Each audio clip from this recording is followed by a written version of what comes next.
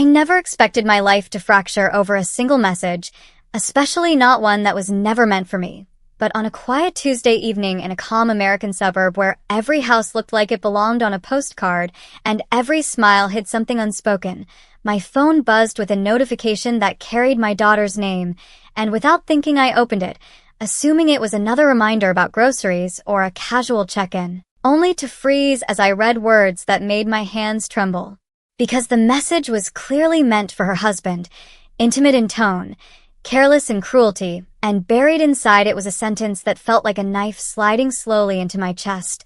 I swear, living with my mother is unbearable. She's old, useless, and I wish she'd just disappear so we can finally breathe. And for a moment I thought my eyes were betraying me, that maybe age had finally blurred my vision. But then another message followed, and another, each one peeling away another layer of the illusion I had built around my family, revealing conversations filled with resentment, mockery, and something darker, something calculated, where my daughter and her husband joked about how long I'd last, how my savings would eventually become theirs, how patience was easier than confrontation. And as I sat alone on the edge of my bed in that house I had helped buy, the walls seemed to close in, memories replaying of all the sacrifices I had made after her father died, the jobs I worked, the dreams I buried, the nights I stayed awake so she could sleep peacefully, and yet there it was in plain text, proof that love could rot quietly when mixed with greed.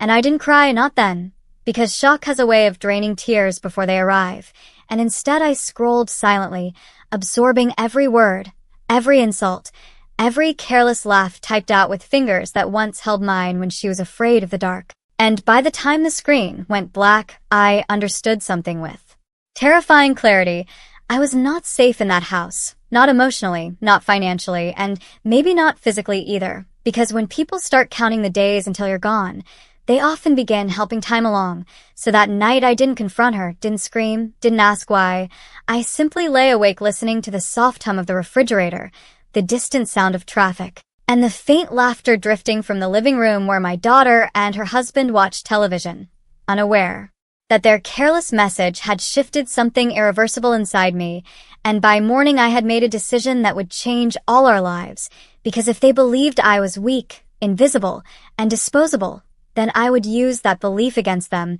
And just after sunrise, while the house was still wrapped in the lazy calm of routine, I quietly packed a single suitcase, leaving behind most of my clothes, my old photos, even my wedding ring, because I wanted it to look sudden, panicked, like a woman who had finally broken under the weight of age and loneliness. And before leaving I did something very deliberate. I logged into my laptop, one they assumed I barely knew how to use, and transferred small amounts of money from my personal accounts into a new trust fund I had secretly opened months earlier after attending a free legal seminar at the community center, a trust legally protected, untouchable, and invisible to anyone who didn't know exactly where to look. Then I printed a single document and left it on my bedside table, a handwritten note that simply said, "I know, nothing more, nothing less." And when I walked out the front door without saying goodbye, I felt lighter than I had in years, because for the first time,